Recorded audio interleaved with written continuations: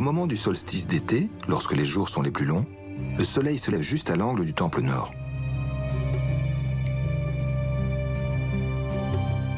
Tandis qu'au solstice d'hiver, lorsque les jours sont les plus courts, il se lève à l'angle du temple sud.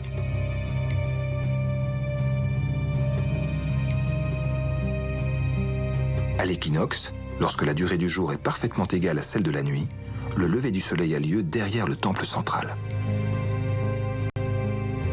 Les archéologues en déduisent alors qu'il s'agit d'un observatoire astronomique. Les Mayas connaissaient les concepts du zéro et de l'infini. C'est cette connaissance poussée des mathématiques, associée à l'observation des astres, qui a permis aux Mayas de devenir de fins astronomes bien avant les Européens.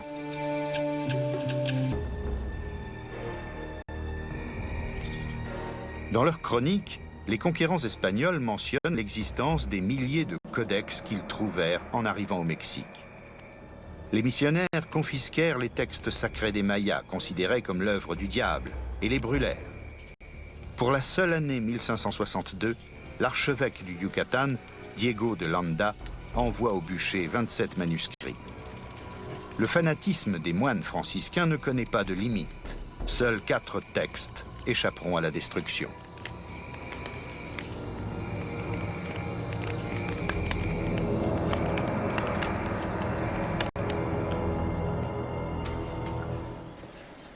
L'un des 4 livres qui nous sont parvenus est conservé dans la salle des incunables de la bibliothèque du Land de Dresde. Les savants indiens y avaient consigné ce qu'ils savaient. Lorsqu'on le déplie, l'ouvrage fait plusieurs mètres de long. C'est un trésor pour les bibliophiles.